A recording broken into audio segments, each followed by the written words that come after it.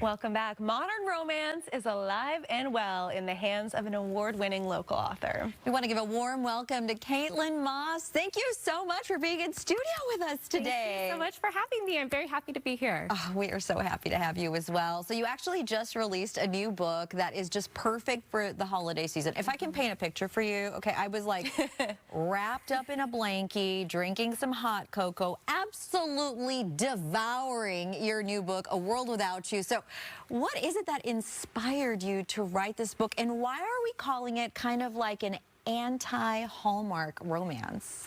So last Christmas, I was watching Hallmark movies, as you do. Yep. And the city girl picked the small town boy, left her entire life in the city, her corporate hotshot boyfriend, her career. And I thought, there's absolutely no way this is going to last.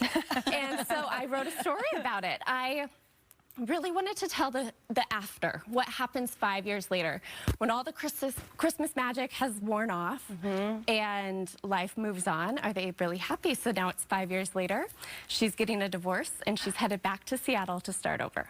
I love that. Yeah, I mean, I watch those Hallmark movies and they're very formulaic with the way they go. Yeah. And I'm always like, are you sure about this? Are you sure? Maybe the big city isn't the problem here. Exactly. Congrats, because A World Without You has debuted number 13 in Christmas romance, number 4 in time travel romance on Amazon. That's pretty huge. Yes. What does it feel like to really put your whole self into this book and then see it do this well?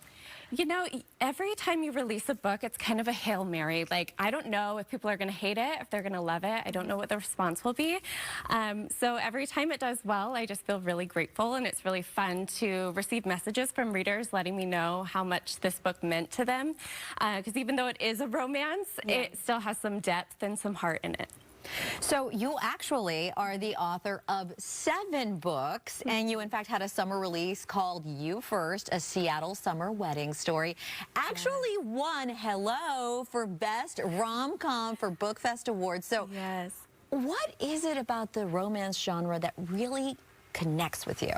Well, I feel like I personally am a romantic at heart. You know, I love the old rom-coms of the 90s and the early 2000s. And I think there's something safe about romance in books, because they can be formulaic and you can really find a comfort in reading them. And so I really enjoy telling different stories about finding love a second time or a third time, and just sharing those stories with other people. Yeah, those stories are just such a nice escape, too. Yeah, they are. I want to talk about your online vibe for a minute, because you have a great presence on Instagram and TikTok. You know, you make these really great videos about some of the characters and books that you have.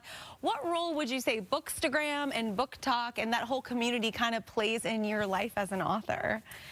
It's huge. The Bookstagram and the Book Talk community is ginormous. I mean, there's so many people from all over the world that can connect over something as simple as reading and how much we love it. So for me, I love being able to connect with readers so personally, but I also just love being able to find new readers from all over the world, not just locally. Wonderful. Okay, so for people who are not familiar with the romance genre, okay, which is certainly a possibility for some people, I know that they're thinking like a busty lady, bare-chested man on a boat. Yes. But modern romance, and specifically that kind of genre, it's very different. Describe it to me. I think the landscape of romance has changed because the demand has changed. We are looking for stories that actually have some depth and have some heart, have some growth. We need complex characters, and so I think the stories are changing. They're funnier than they used to be. They're more relatable than they used to be, and so I think that's kind of why romance has kind of taken off right now. But if Fabio is your thing, do it. Do it. Do it. That's fine too. I like that. I have to say that's probably also a testament to more female authors having the chance to tell the story from the female gaze versus just the male gaze, right? Including yourself. 100%. Tell us about the setting of choice. Seattle. Are all of your books set in Seattle, or most of them? Most of them are set in Seattle or the Puget Sound area. One of them is set in San Diego, but I am a native the Pacific Northwest is so great to me. It's near and dear to my heart. I love it here.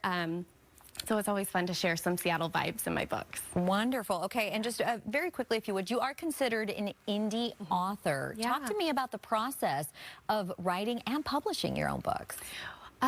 So I tried to do the traditional route. I was getting rejected left and right, and I just Sure. kind of went, you know what, my mom's friends will love to read this, so I'm gonna go the indie way. And I did, and within a month I had sold books in 8 countries, and Wow. I just thought, you know what, I can do this. And I'm reaching women all over the world and connecting with readers, and so I just took off, and now it's all me. I have an editor, I have a process and all these things, but yeah, I do it all on my own. Love it. And where can people find your books? You can buy them on Amazon, and you can also order them through any of your independent bookstores. Wonderful. Well, it has been a joy and a pleasure, and really showing us to make your own dreams come true. Absolutely. Thank you so much for chatting with us today. And again, the new book, A World Without You. Yes, and as always, you can find more information on our website, fox13seattle.com/Studio13Live. Come back and see us for the next one. Yeah.